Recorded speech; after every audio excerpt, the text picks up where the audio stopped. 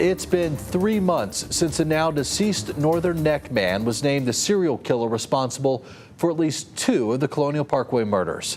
While the decades-old mystery seems to have quieted down in recent months, at least one man is getting louder in his plea for answers.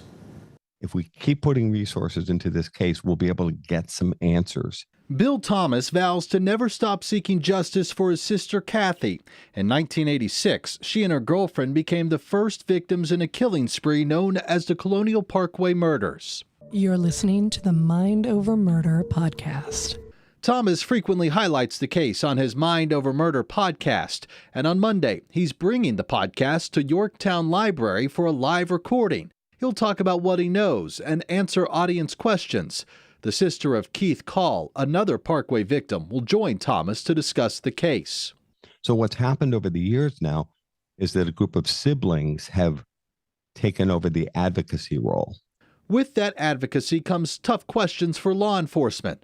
Thomas says he wants straightforward answers about the unsolved cases. Well, I'd want to know what they thought the likelihood was that Alan Wade Wilmer Sr. is involved in all 4 of the double homicides in the Colonial Parkway murders. We reached out to Virginia State Police and the FBI with similar questions. A state police spokesperson told me Friday they are still following up on leads and requesting new tips regarding the now deceased suspect, Alan Wilmer Sr., but added investigators are not in a position at this time to publicly release any details about the progress made to date. This is for the sole purpose of protecting the integrity of the investigations. Monday's podcast event is from 6 to 8 p.m. at the Yorktown Library.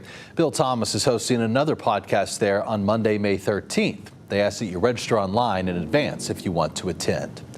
President Biden says